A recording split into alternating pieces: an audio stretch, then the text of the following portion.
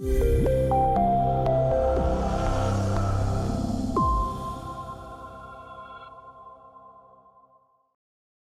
today we're going to be talking about this area right below the nose, above the upper lip, called the philtrum.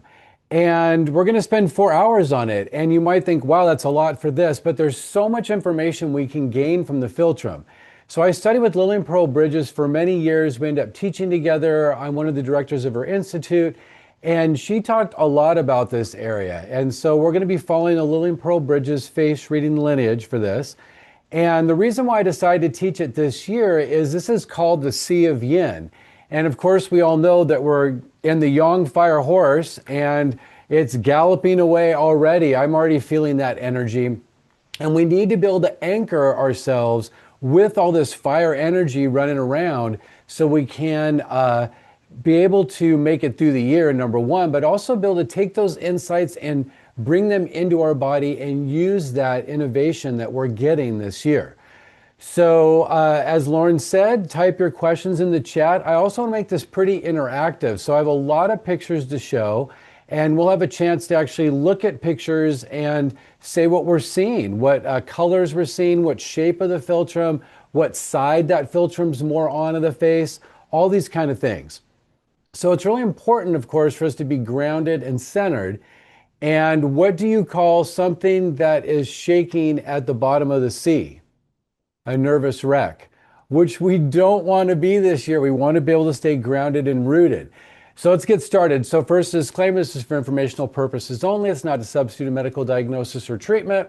So I want to begin by talking about Lillian Bridges. She was instrumental for really bringing face reading back into Chinese medicine. For hundreds of years, people weren't really utilizing face reading. And she tirelessly went all over the world teaching facial diagnosis so we could use that as part of our toolbox in our medicine. This is on point with pulse, with tongue, with channel palpation, all of it. So this is a very important diagnostic technique, and we're talking specifically about one part of the face, but I'll mention some other things too with facial diagnosis, and I highly recommend Lillian's book. It's really the Bible for her lineage, and I'll be referencing that quite a bit today. She also has a cookbook out too that is excellent, and I recommend that as well.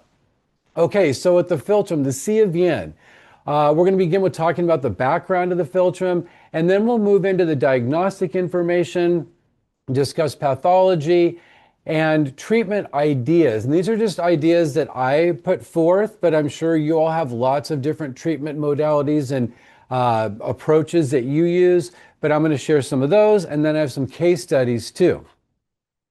So when we look at the face, we can see all the organs on the face. And this is from my book, Shamanism in Chinese Medicine. And I just wanted to share just the overall idea of looking at the features of the face. So the jur, the water element, the kidneys and urinary bladder, it's going to be represented by the hair, the upper forehead, the ears, underneath the eyes, the chin, and the philtrum. This is part of the water elements on the face, just like with the hun or the wood elements, that's the brow bones, the third eye, the temples, the jaw, and the eyebrows. So it just goes like that. So I just want to give an overall idea of what we see on the face and then talk about yin. So yin, as we know, is the resting time. It's nighttime, it's female, it's foundation, it's retreating, it's form. So these are the things that are really provided by the Sea of Yin here in the philtrum, which, as I mentioned, we have the Yang fire horse, which is going to be, of course, a very fiery year, and it's going to bring lots of excitement. It's going to bring some chaos. It's going to bring surprises. It's going to bring a lot of this kind of excitement, adrenaline energy. So we need to balance that, and we can do that through the Sea of Yin. And that is something that will change. The philtrum does change. It can change within milliseconds on the face. And we can really help it along to be more full and able to have that full Sea of Yin. Because we have to watch for these heat signs. You know, someone has a red face or a red tongue, rapid slippery pulse. There could be nodules at the yin spring points. There could be nodules at pericardium 7. These are just a few different heat signs, like someone's feeling overheated, anxiety, aggression.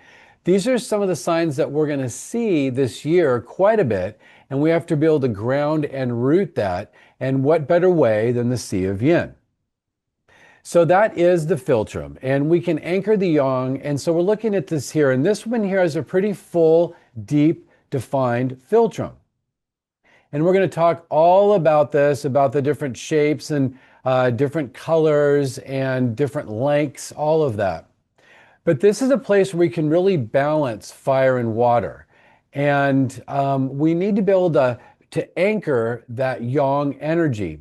When we do anchor those insights, we're able to utilize them. So that's what the yin really helps with the yang. And that's like the whole balance of the water and fire in the body with the kidney and heart miscommunication is when they're not communicating because they don't have that harmonious balance of, helping each other with the extra yang and the extra yin. So we can bring that yang insights down in, that gives us the foundation, and we actually can utilize that insight. Otherwise, we might just have ideas, but they just float away. We need to anchor them. And so we can do that by cultivating resting energy this year. And so I mentioned in my Fire Horse prediction, which is on Healthy Seminars, you can watch the replay of that. And I talked about that idea of resting by lying down flat. That's how you build energy for the water element.